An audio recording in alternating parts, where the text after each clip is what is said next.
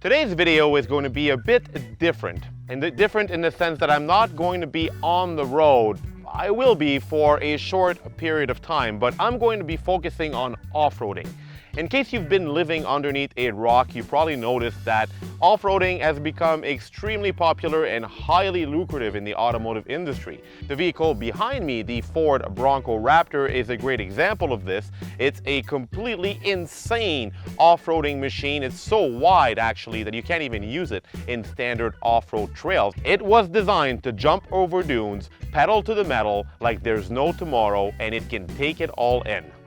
But there's another segment that's been going rather crazy with off-roading, and it's this one, the side-by-side category of vehicles. I don't usually review these kind of vehicles, the UTVs. It's a completely different universe, but this model in question, the Can-Am Maverick R XRS, attracted my attention because it is completely insane.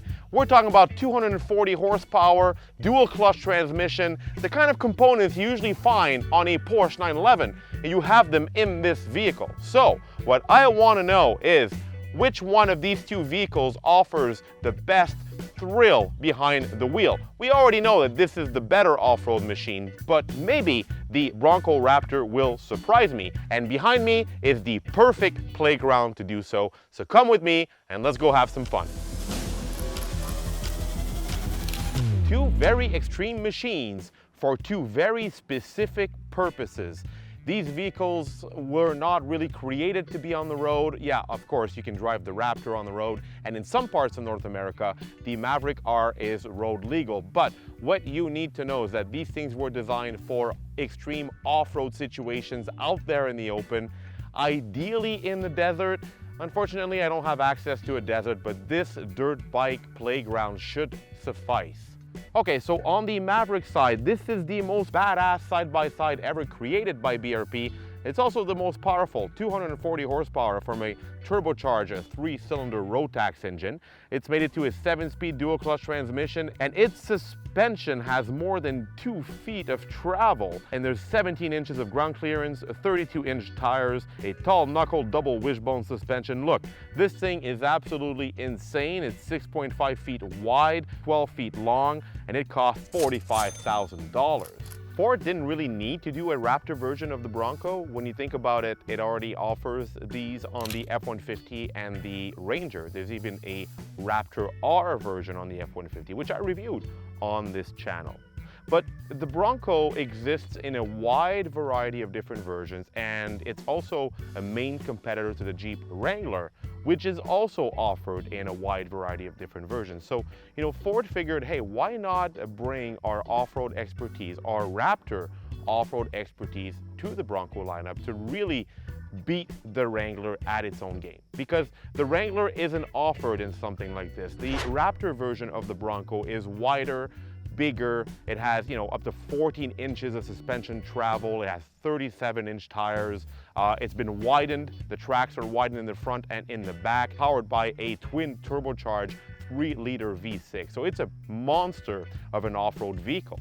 And well, since you can't really use these things on a standard off-road trail because they're too wide, I figured it was better to bring it out here in a off-road dedicated playground. This is an area dedicated for dirt bikes, UTVs, ATVs, so I figured, hey, why not throw the Bronco Raptor in there and have a bit of fun? So come with me, we'll go for a ride and we'll explore all the fine details of the 2024 Ford Bronco Raptor. It's truly fascinating that this thing even exists, and it really showcases the kind of pinnacle that we have reached in terms of off-road vehicles. 20 years ago, if I told you that a Baja-ready production vehicle could be purchased in a Ford dealership, you wouldn't believe me. This thing is absolutely insane. It's much wider than a regular Bronco. It's much higher as well. The entire suspension geometry was retuned. You've got 13 inches of travel in the front, 14 inches in the rear. There's really nothing that the Bronco Raptor can't take on. It also costs $90,000 starting price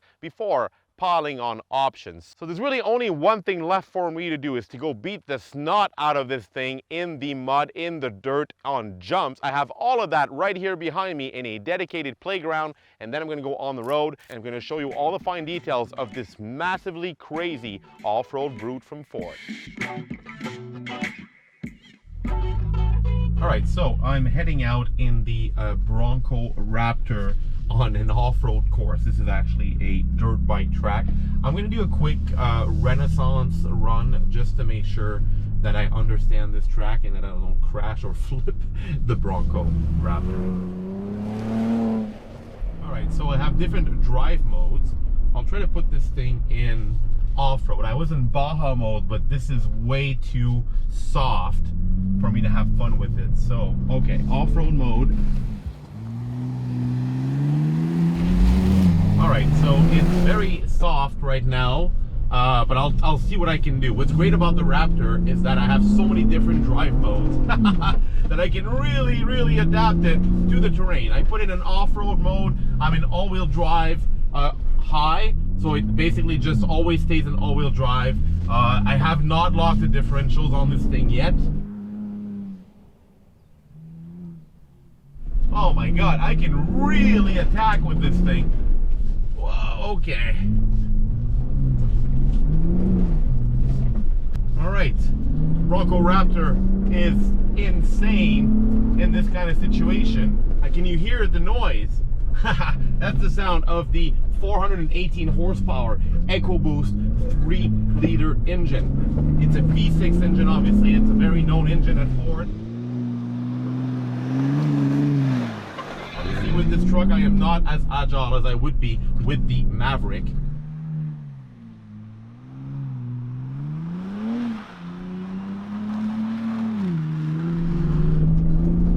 This thing will drift.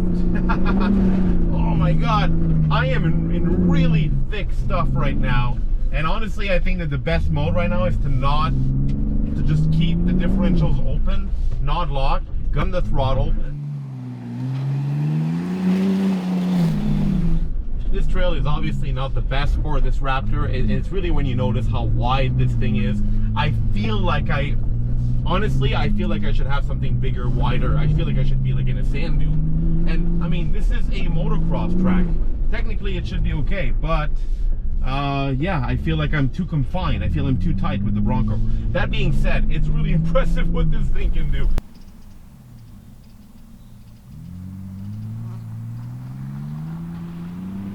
It really drives like a high performance machine, because that's what it is. The Bronco Raptor is not just some fancy off-road looking thing. Sorry, I had to pause there because what I'm going through right now is insane. I really hope the exterior footage can do it justice. Up this hill, back on the top. All right, because you know this was originally dedicated for dirt bikes, so I got to be careful. The Maverick R will have no problem here. It'll be extremely agile, but I'm doing it.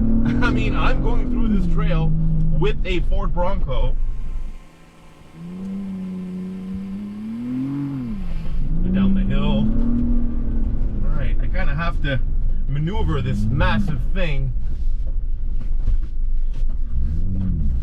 around here. All right, then back over there. All right, let's try to drift this thing in this corner.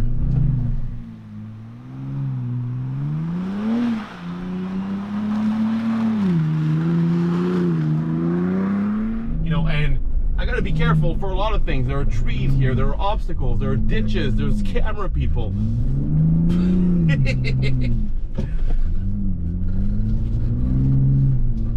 Let me just pull over here and try a different drive mode, because this is not working. Okay, we've got normal, off-road, Baja. I'll go with off-road. I am gonna turn off the rear locker, turn off the traction control system. All right, let's try this one more time. There you go. What you want on this kind of surface is wheel spin, and unfortunately the traction control system just, you know, prevents all that from happening. Whoa. This thing is playing a lot more. It's rotating. Ugh. I can get those wheels to spin. Yeah, wow. Wow, what a thing. Oh. The Bronco. I mean, you know, these things are normally made for going to trails, rock climbing. It's not made for, you know, dune jumping. I'm in a dirt bike track. This thing feels way too big for the track, but I mean, I can do it. It's holding its own. But obviously in this environment, ugh, this is not the Bronco Raptor's environment. Hear the engine?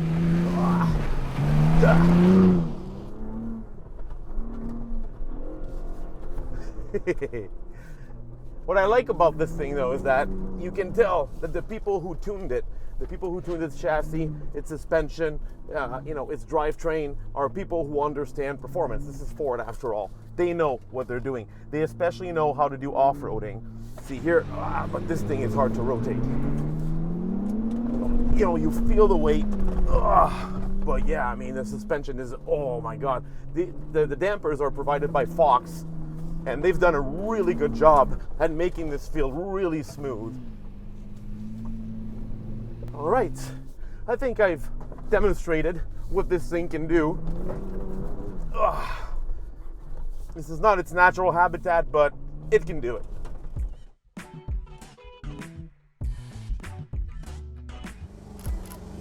All right, so in the Can-Am Maverick R, obviously it's a much more external experience because I'm basically outside, the engine's right behind me, I don't have any windows, no windshield, which is why I'm wearing a helmet.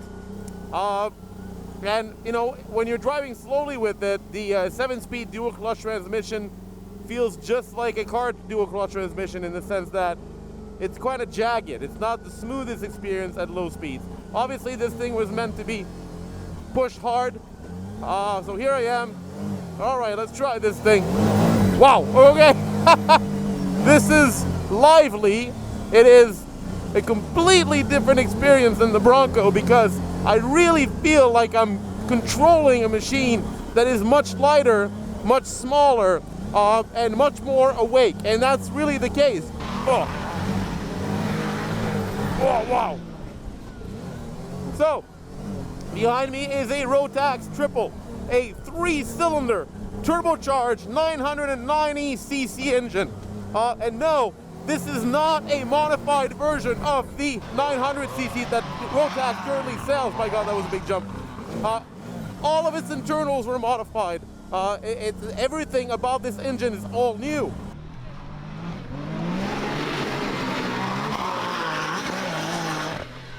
Now, if you're wondering what the weird insect-like control arms are for on the front suspension, they're what M.S.R.P calls a tall knuckle suspension setup. It's actually made to prevent you from flipping on each side. It adds a lot more stability. And wow, I can go so fast in this thing.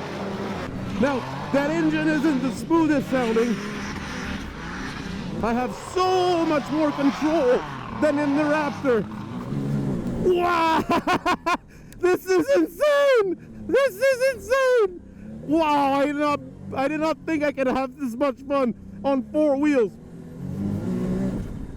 Now, I tried the Bronco Raptor in this environment earlier. It was too big. It was too wide. It was just too clumsy. This, nah. This is right at home.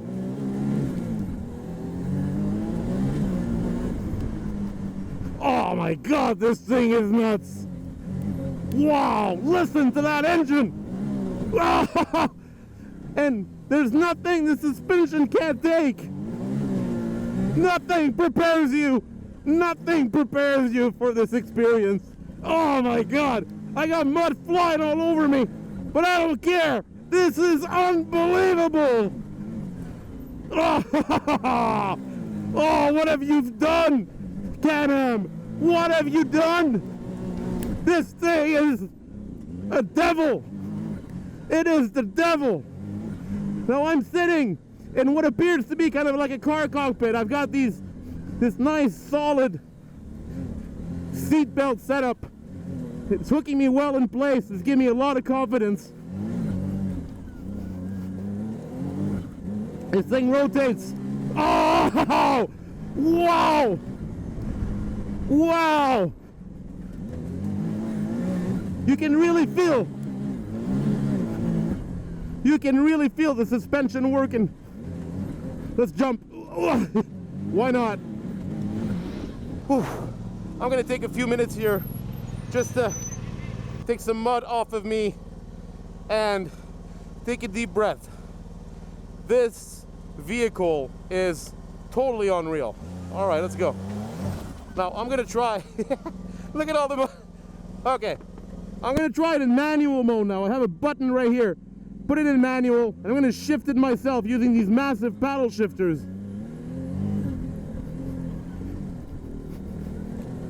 You know what?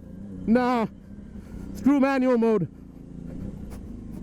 It's too extreme. I just want to drive. Oh! Oh! No way! Oh wow, this is crazy. And I mean, I'm not a pro. I can only imagine what the pros can do with this.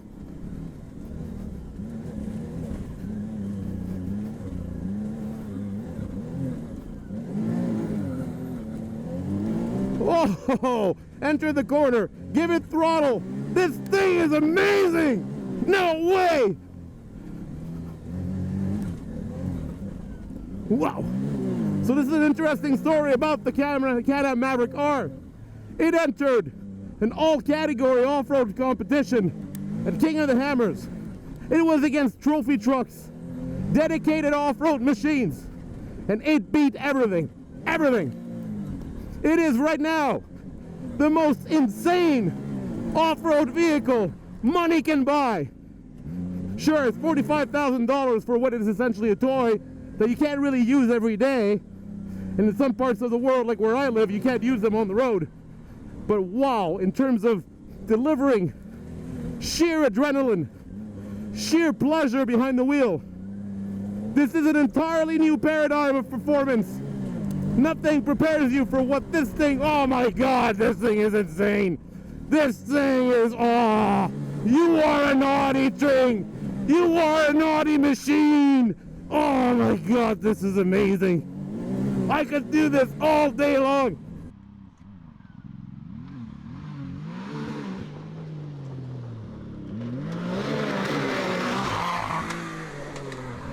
All right.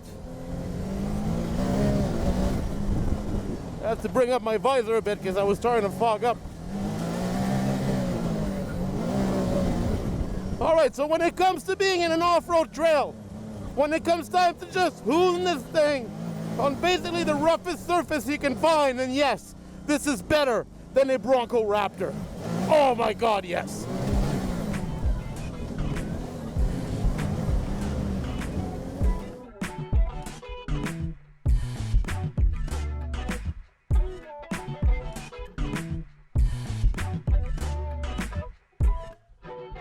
Okay, so inside the Bronco Raptor, it's essentially the same thing as a regular Bronco, except for, of course, some bright orange accents. At least they're not red, right? Because red means racing. In this case, orange kind of means racing, but it's different, and I kind of like it. I have orange seat belts, orange here around the steering wheel, around the shifter, inside the door cards, as well as on the air vents, and the Bronco logo is orange as well. The cabin is all very utilitarian because the Bronco, after all, is an off-road vehicle. I have these large toggle switches up here to, lock my differentials front and rear or remove traction control. They're all rubberized as well in case there's mud or water flying inside the vehicle. Well, it won't damage them neither. Large grab handles all over the cabin. I have one right here, one on each side of the dashboard as well. This is very handy when you're off-roading. But the rest is all pretty much Bronco stuff, and of course this is a convertible, so I have the removable panels here on the top. I have these large latches to easily take off the panels. Actually, not that quite easily. I've tried removing the panels off a Bronco. It's a bit more of an exercise than you may think. The Raptor will be recognizable throughout its steering wheel. It's a more sports-oriented steering wheel. Also has some fake carbon fiber accent on the steering wheel itself. This is replicated around the center console and on the shift knob. And the mode select button right here, this big rotary dial, is also orange to signify that I'm in a Raptor. On the steering wheel itself, I do have buttons to pre-select, to play around with either suspension, steering, exhaust, or I can do so directly with some pre-configured drive modes directly here on the large dials. For example, the exhaust system, I can go from quiet, normal, sport, or Baja. This is exactly the same setup as you have in the F-150 Raptor, which I reviewed on this channel a few weeks back. Again, I can press a R button right here. This will put everything automatically in R mode. So I have this R mode right here. This is kind of like a quick key if I want to right away go in R. This is a pre-configured setup from Ford, or of course I can tailor it to my liking. I can put this thing in individual. I can really play around and really adjust it the way I want the truck to behave. For instance, I can have very soft suspension or very hard steering wheel, or vice versa. You can really tailor the experience to your liking in a Bronco Raptor. This is basically what everybody is doing right now, and Ford is no exception. Steering wheel button right here. Again, I can adjust the stiffness or the hardness of the steering wheel to my liking. But most of what you'll want to play with will be happening right here on this knob dial. I can go between two-wheel drive high, four-wheel drive high, four-wheel drive auto. So it's basically going to turn on or off the all-wheel drive system depending on the conditions, or 4x4 low. And then of course, like I said earlier, I can lock the differentials up here. So in terms of drive modes, I can go from normal, off-road, Baja, rock crawl, and there's also a sport mode, tow and haul, and at the very left, a slippery mode. This is handy if you're driving your Bronco Raptor in the snow or in rain. This is all pretty much the same kind of stuff that you get from the F-150 Raptor. Even the paddle shifters are very similar. This has the same 10-speed automatic transmission. I can manually shift right here on the steering wheel. And the infotainment system, again, is the same setup as you'll get in the F-150 Raptor. It's Ford's well-known sync system. It connects quite rapidly to Android Auto in my case. Here on the right, I have a separate tiny menu where I can, have access to different types of information like my phone navigation, or some general off-road information about the truck like pitch and roll or off-road status. This is a pretty nice one. I have that right here on the right. There aren't that many more features in the Bronco Raptor. Well, I like the fact that Ford basically gives you the same experience as in a regular Bronco. There is some blue on the dashboard, door cards, and on the seats. The seats are also sportier. They're more aggressively bolstered, but not that much. I mean, it's still quite comfortable. It's still very familiar. I like the fact that when you're not beating the crap out of it in dunes, you can just casually drive around it and it basically transforms back into a regular Bronco. All right, so that wraps up the interior of the 2024 Ford Bronco Raptor. Now on to the Can-Am Maverick. I have a feeling there will be a lot less toys in the Can-Am. All right, so we off-roaded before doing this shot, so I apologize for how dirty this cabin is, and believe it or not, we sprayed it. But my back is wet.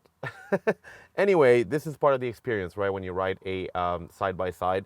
And inside the Can-Am Maverick, obviously you don't have the same amenities as in a modern car. However, it is impressive to see what you do get, considering that this is mostly a recreational product. I want to begin with the doors. The doors are really cool. There's suicide opening doors. I just pull a strap right here and I open the door and I kind of exit that way. It's kind of odd, and if you're tall, you might not like the way the roof is shaped. I kind of had to duck inside this thing. Nice racy steering wheel, racy seats, and I have these 3-point harness. Very important to buckle them, or else you're not going to be able to go anywhere with your Maverick R. It'll be limited to first gear. So you really need to be buckled up if you really want to exploit all the performance. I have these massive paddle shifters right here. They are column mounted. I personally prefer it that way. Some people prefer it on the steering wheel. I like him there because you always know where they are. And when you go off-roading, well, that's really neat because you never exactly know where your paddle is going to be. Things are happening very fast, so I like this. It's very handy to have them right here.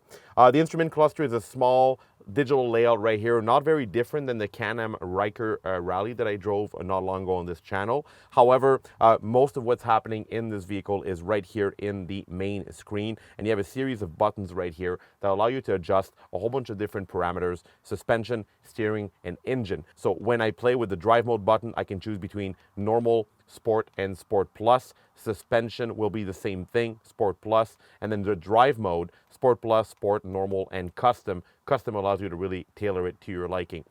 Same thing with the steering wheel. You can go between, minimum, medium, and max. And the all-wheel drive system, well, I can go 2x4, 4x4 trail, 4x4 active. So I can also decide to lock or unlock my differentials, and you can hear it when you press it. There are also connectivity features with this setup, which is pretty neat. Yes, you can connect your phone, use it for navigation or even for audio. When you go in the main menu, I have media right here. I can stream my phone music inside my side-by-side. This is pretty neat. I can also have a gauge menu. I can also control this directly here from the steering wheel. I press gauge, and then I have access to everything, my RPM and my speedometer. But I also have this information right here in the smaller screen. This can be handy for your passengers, say. The main screen gives you access to other parameters, all your preferences, vehicle settings, even some statistics, average speed, speed duration for how much time you've been riding with this vehicle and the distance you've traveled. And if I go back, there's also a neat camera system here in the front. So you even have cameras on this thing, just like any Bronco Raptor. I have forward and rear camera, and it's also a backup camera when I put it in reverse. And so as you can see, the bridge between mass production vehicles and these side-by-side recreational vehicles is getting smaller and smaller. There's more and more technology that's transcending from the auto industry into these adventure-ready vehicles. The rest is very Spartan. It really is made to be hosed down. The entire interior is waterproof. I have this large grab handle right here, a tiny little glove box here in the front, loaded with mud, of course, because we just dirtied this thing. Traditional shift knob, just like a car. This is a dual clutch transmission, so you just shift it into drive. You can put it in manual mode as well, and then shift everything right here on the steering wheel. And that's pretty much it. No windshield, no windows here on the side, tiny little doors. I don't even have any wing mirrors. I have a rear mirror. I do have some headlights, but that's pretty much it. You don't need more in this vehicle to have a heck of a lot of fun. So a very unscientific test. We're going to see in a drag race which one wins between the Ford Bronco Raptor and the Can-Am Maverick R. And to drive the Maverick R, we have a professional race car driver. He looks very serious with that helmet. I'm definitely not going to win. All right, so ready to go. Go! Oh, this is slow. Oh, this is so slow. I'm not winning. The Maverick is way faster than me. He's 2, 3, 4, at least 3 car lengths ahead of me on the brakes. This thing is so soft. This has proven nothing. It has proven so far that in terms of sheer performance, the Can-Am Maverick R is a much better machine than the Bronco Raptor. At least I'm in air conditioning, and he's just getting bugs in his face. Yeah, you tell yourself that, Will, even though you lost miserably. So what exactly did I prove with this comparison test? Well, not much. In every single metric, the Can-Am Maverick R was a better machine than the Bronco Raptor. But not everybody lives in the off-road world. We don't all live where there are sand dunes and muddy trails. And that's why the Bronco Raptor is a great compromise. You can actually use it as an SUV. You can tow with it up to 4,500 pounds. You can carry your family. You can go grocery shopping. It's actually quite impressive that this thing was even able to follow the Can-Am in this dirt bike course. But for $45,000, if you're looking for the most off-road performance for your money, nothing prepares you for this, and nothing equals the performance of the Maverick R. What's great about this machine is that in some parts of the world you can actually drive it on the road. If you live in an area where these things are road legal, then yes, the $45,000 sticker price is worth it. If you live in an area like where I live, where you can't drive them on the road and you can't even drive them in a side-by-side trail, the only place where you can actually ride them is in dedicated areas, it becomes a hard pill to swallow. What's important to underline though is that these two machines really represent the pinnacle of off-road performance. It really shows us how far off-road machines have gone and how much the recreational market and the automotive market are slowly speaking to each other to give birth to absolutely unbelievable machines.